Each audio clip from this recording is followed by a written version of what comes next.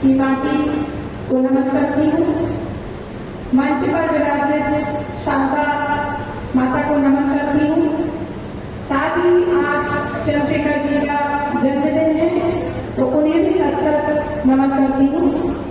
इसके साथ ही सर्वप्रथम बनखंडेश्वर और गोरेश्वर महादेव को शिव की समान प्रणाम करती है और इस पवित्र धरा से वरिष्ठता और पुरानी पेंशन का संकलन करती हूँ और आप सबको विश्वास दिलाती हूँ कि जब तक पुरानी पेंशन शब्द बार बार इसलिए लगाना पड़ता है क्योंकि हमारे दिल्ली में बैठी हुई सरकार, जिसकी अटल बिहारी वाजपेयी जी अब हमारे बीच में नहीं है, जिन्होंने हमारी पुरानी पेंशन को बंद कर दी, एक एनपीएस जैसा सगुफा हम सबके बीच में छोड़ दिया, वो उन्होंने बहुत गलत किया। खुद तो पुरानी पेंशन लेते चले गए, पूरा इलाज पुरानी पेंशन से कराते हुए, पर समस्त कर्मचारियों की 1995 से पुरानी पेंशन बंद कर दी, यह कह करके कि सरकार के ऊपर बहुत बड़ा भार है। तो आज मैं इस संबंध की घाटी, इस चंबल की धरा बेटी जो तपोभूमि है चंबल, इस पर मैं आज आई, इसके लिए मैं अभिभूत हूँ। मैं इतनी अभिभूत हूँ कि मुझे भी ये महसूस हुआ यहाँ आकर के कि सच में यहाँ का पानी पीने के बाद आपके अंदर सोई हुई जो ज्वाला है वो जागृत हो जाती है। जैसा कि अभी हमारे तकनीक के राजू भैया ने बताया कि उद्बोधन में भी आप सबको दिखाई दे रहा था, तो ये सच है। बात ये है कि अर्थव्यवस्था, उन्होंने कहा गणित भी पढ़ाते हैं, हम सामाजिक विज्ञान भी पढ़ाते हैं, हम अर्थशास्त्र भी पढ़ाते हैं। तो माननीय नाना जी और मामा जी, मैं आपसे इस मंच के माध्यम से ये पूछना चाहती हूँ कि आपकी अर्थव्यवस्था को नुकसान केवल कर्मचारियों को ही पुरानी पेंशन देने में क्यों हो रहा है? आपकी अर्थव्यवस्था में नुकसान आप लोग जो 4-4, 5-5 पेंशन ले रहे हो उससे क्यों नहीं हो रहा है? तो मैं उन अर्थशास्त्रियों से भी निवेदन करना चाहती हूँ इस मंच के माध्यम से, एक बार पुनः आप जो है अध्ययन कर लें, पुनः देख लें, आप समझ लें कि 4-4 पुरानी पेंशन लेने के बाद, समस्त प्रकार के वेतन भत्ते लेने के बाद, जिनका अध्ययन हमसे कम है उनमें वो सब सुविधाएं देने के बाद आपकी अर्थव्यवस्था पे कोई फर्क नहीं पड़ता। पर जो ये कर्मचारी है समस्त अलग अलग विभागों का, जो अपनी सेवा के 62 वर्ष काम करके आपके बीच में देते हैं एक छोटे से वेतन पर, जिन्हें किसी भी प्रकार का भत्ता जो है वो आप प्रदान नहीं करते, उन्हें किसी प्रकार का आप अलग से कोई दान नहीं करते, तो उसकी आप पुरानी पेंशन बंद करके उसे आप एनपीएस की बात करते हो और खुद की आप सारी पेंशन, सारे भत्ते आप चालू रखते हो।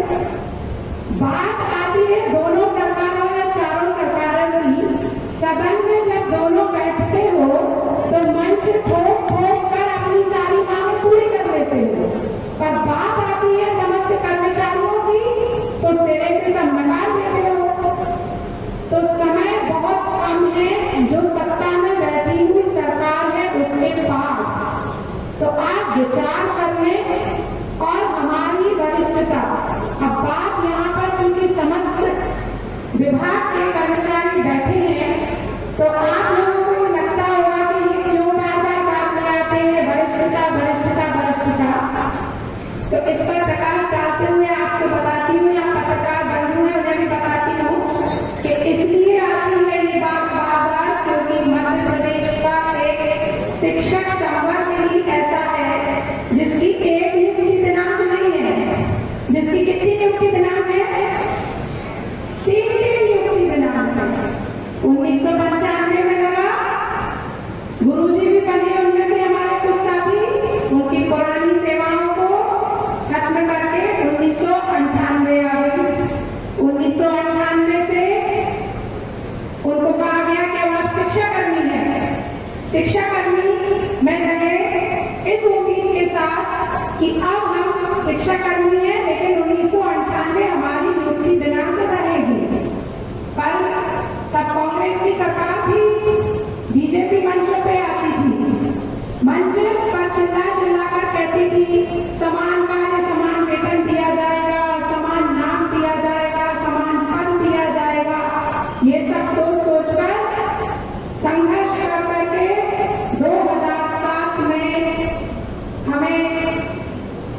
शिक्षा कर्मी से हमारा नाम परिवर्तित करके क्या कर दिया गया?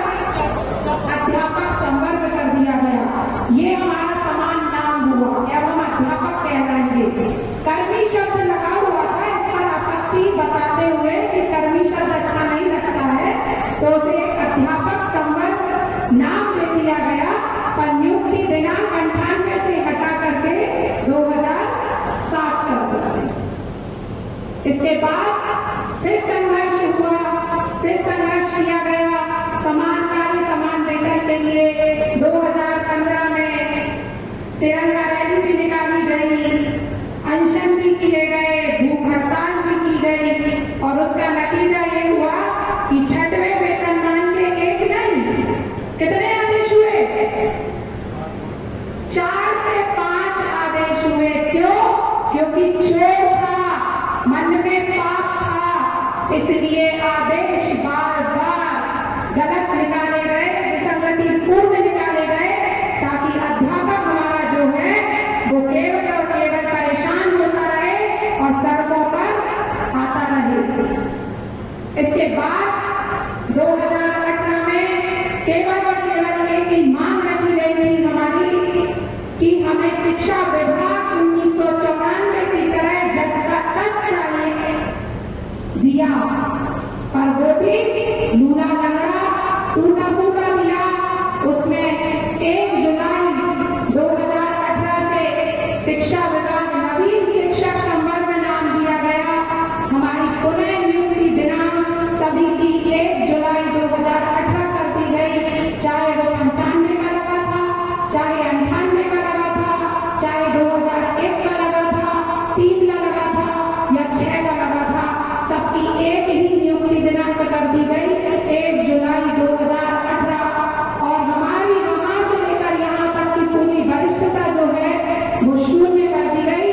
शर्म आनी चाहिए सरकार को और सरकार में बैठे हुए अधिकारियों को।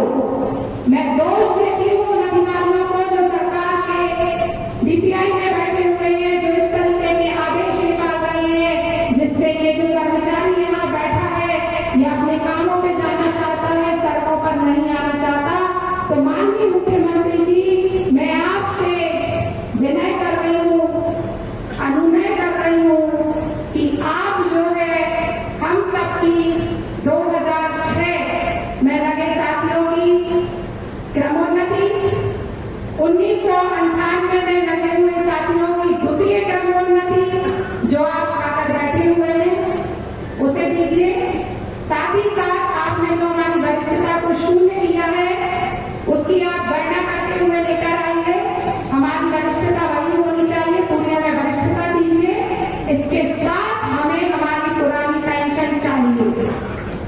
जैसा कि हमें अभी कुछ खबर लगी है अंदरूनी, वो आप सबके सामने यहाँ पर मैं रख रही हूँ कि ऐसा कुछ चल रहा है, ऐसा कुछ सुनने में आया कि कुछ एक महापंचायत जैसा कुछ बुलाने का चल रहा है सरकार का, जिसमें उन्होंने एक पैकेज कुछ तैयार करने की रणनीति तैयार की है। साथियों, मैं इस पैकेज में कहीं से लेकर कहीं तक सम्मिलित नहीं हूँ। मैं शब्द इसलिए लगाया है क्योंकि ये खबर मुझे पता चली है। मुझसे इस बारे में ना तो किसी मंत्री ने कोई चर्चा की है, ना मुख्यमंत्री जी के यहाँ से मेरे पास इसके लिए कोई खबर आई है, ना मुझे बुलाया गया है। 2018 से हमारे जो लाडले भाई हैं, हमारे मुख्यमंत्री जी, उन लाडले भाई साहब ने अपनी इस लाडली बहन को, लाडली बहन ने सौतेली बहन बना रखा। मुझसे या तो उन्हें डर है या उन्हें इस बात का डर है कि मैं कुछ कर दूंगी ऐसा। तो मैं तो खुला इस मंच से फिर कह रही हूँ कि लाडले भाई साहब, आप बाकी की लाडली बहनों के लिए जो कर रहे हैं वो बहुत अच्छा है, आपकी इच्छा है, पर अगर इस रक्षाबंधन पर आपने शिक्षक और अन्य संवर्ग और अन्य विभागों में पदस्थ लाडली बहनों के लिए कुछ निर्णय नहीं लिया तो ये जितने लाडले भाई बैठे हैं और जितनी ये लाडली बहनों के लाडले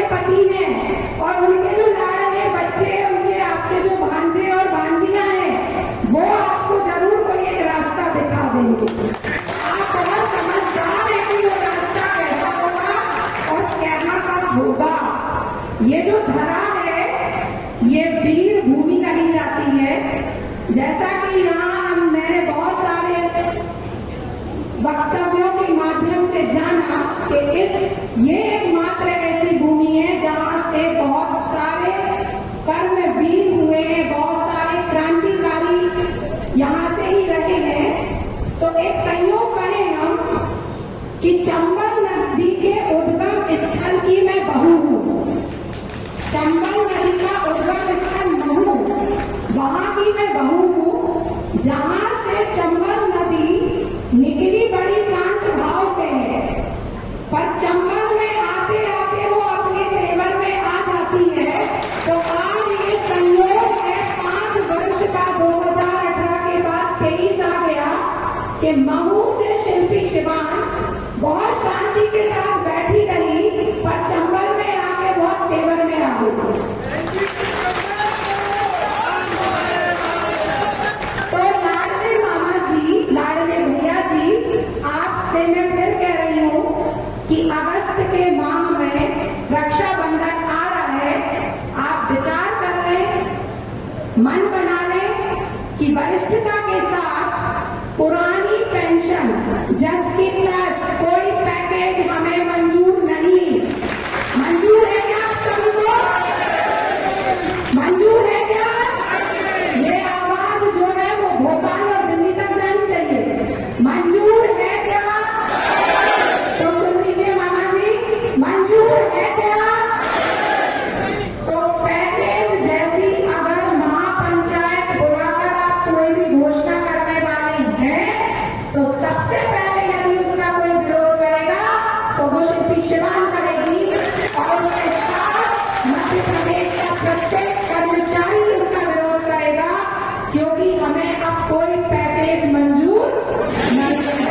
पैकेज भी सुनना चाहेंगे कैसा कुछ चल रहा है? ऐसा कुछ सुनने में आया है कि वर्ग 3 का जो व्यक्ति है जो वेतन ले रहा है उसको 25,000 रुपए दिए जाएंगे। जो वर्ग 2 के समान वेतन प्राप्त कर रहा है उसको 35,000 रुपए दिए जाएंगे, और वर्ग 1 के समान जो वेतन प्राप्त कर रहा है उसको 40 या 45,000 रुपए के कुछ राशि देने की, पैकेज देने की चर्चा चल रही है। तो अब ये आप सबको विचार करना है, क्योंकि 2018 में बार बार मंचों के माध्यम से बार बार हम सबने कहा था, आप सबसे ही अनुनय और विनय किया था कि विकल्प पत्र मत भरिए, ये सरकार हमारे हाथ काट रही है। पर उस समय हमारे साथियों को ये लगा, डीबीआई में बैठे हुए हमारे एक अधिकारी ने कहा, अभी हम आपको कमरा दे रहे हैं, आप कमरा ले लो, फिर बेडरूम और लैट्रिन और बाथरूम हम धीरे धीरे बनवा देंगे। ये होते होते 5 साल निकल गए हैं, कमरा ही बस मिला, ना तो बेडरूम मिला, ना अलग से लैट्रिन और बाथरूम मिली, सिर्फ वो कमरे में हम परेशान हो रहे हैं। हमारे 2006 में लगे हुए साथियों की क्रमोन्नति नहीं मिली, पहली क्रमोन्नति जो कि कब मिल जानी चाहिए थी 2018 में, और आज क्या हो गया है 23 हो गई है। तो क्या हम ऐसे ही शांत बैठे रहेंगे कि कुछ करना है? क्या चाहते हो? आज मैं आप सबसे ही पूछना चाहती हूँ कि आप सब क्या चाहते हो?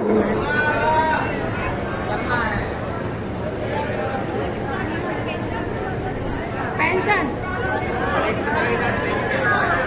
पुरानी पेंशन, तो पुरानी पेंशन ऐसे ही मिल जाएगी क्या?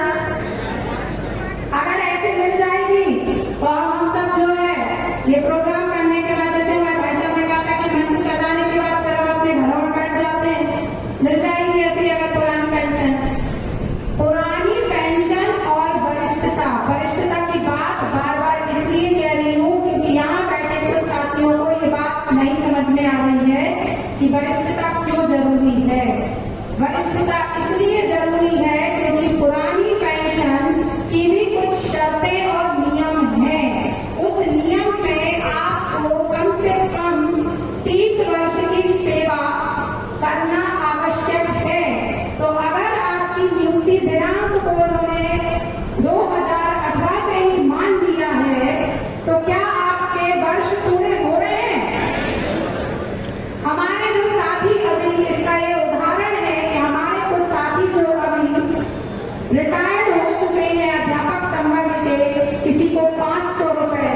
किसी को 800 रुपए, किसी को 1200 रुपए मिल रहे हैं, जो जिससे आपके घर का खर्च चल सकता है। बुढ़ापे का एकमात्र सहारा है हमारी पुरानी पेंशन, पर अध्यापकों के लिए वह पुरानी पेंशन तभी लागू होगी जब उसे वरिष्ठता मिलेगी। तो सबसे पहले हमारी जो मांग है वो है वरिष्ठता, और वरिष्ठता के साथ हमें चाहिए 10 की 10 पुरानी पेंशन, हमें कोई पैकेज नहीं चाहिए। और यदि हमें पुरानी पेंशन और वरिष्ठता नहीं देती है तो मामा जी बड़े दुख के साथ कहना पड़ेगा कि हमारे पास एक ही हथियार है, वोट की चोट।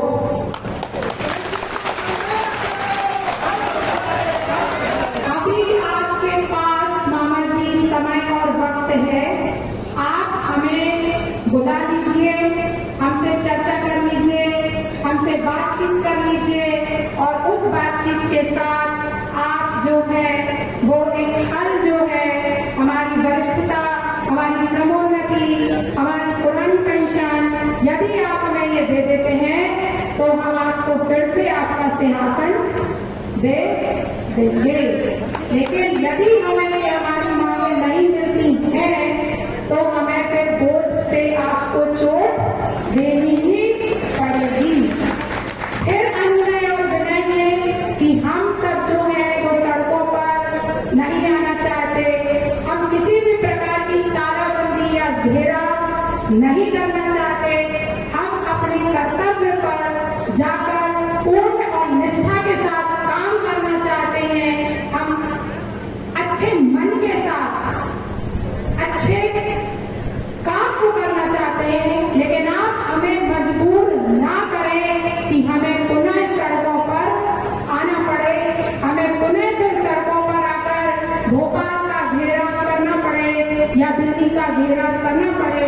यदि आप नहीं चाहते हो तो जल्द से जल्द आप तक मेरी आवाज जो है वो मंच के सामने विराजमान मेरे जो इस धरा के क्रांतिकारी वीर कहूंगी मैं, क्रांतिकारी देवियां कहूंगी मैं, झांसी की रानियां कहूंगी मैं, जो ये सामने बैठे हैं, यह मेरी आवाज है, यह मेरी ताकत है।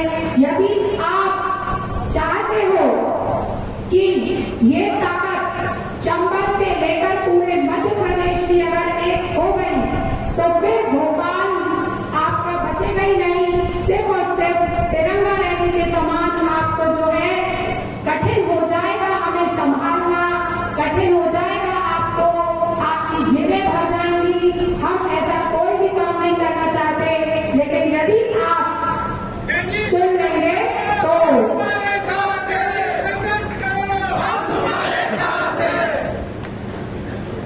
आप सबने अपना इतना अमूल्य समय दिया। मैं देख रही हूँ आप सभी सुबह से आए हुए हो और सभी भूखे प्यासे भी हो, लेकिन साथियों आज मैंने चंबल की धरा से शंखनाद किया है, इसके साथ ही साथ मैं चंबल का पानी लेकर ये सौगंध लेने जा रही हूँ कि मैं तब तक संघर्ष करती रहूंगी जब तक हमें वरिष्ठता के साथ पुरानी पेंशन बहाल नहीं हो जाती। इसके लिए मुझे इस सरकार से टोकना, उस सरकार से टोकना, जिस सरकार से लड़ना होगा तो मैं लड़ने के लिए तैयार हूँ। मुझे आप सबका संबल, आप सबका साथ, आप सबका इसी तरीके से मनोबल चाहिए। ये तो माननीय मुख्यमंत्री जी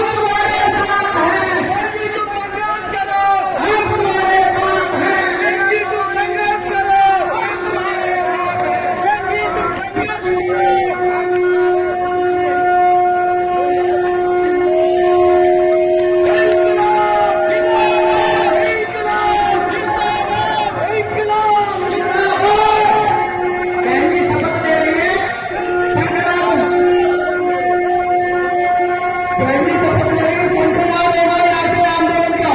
सभी लोग अपनी जगह पर खड़े हो जाए। ये कार्यक्रम समाप्त नहीं है, मात्र बेटी के बाद संसद का आगोश है।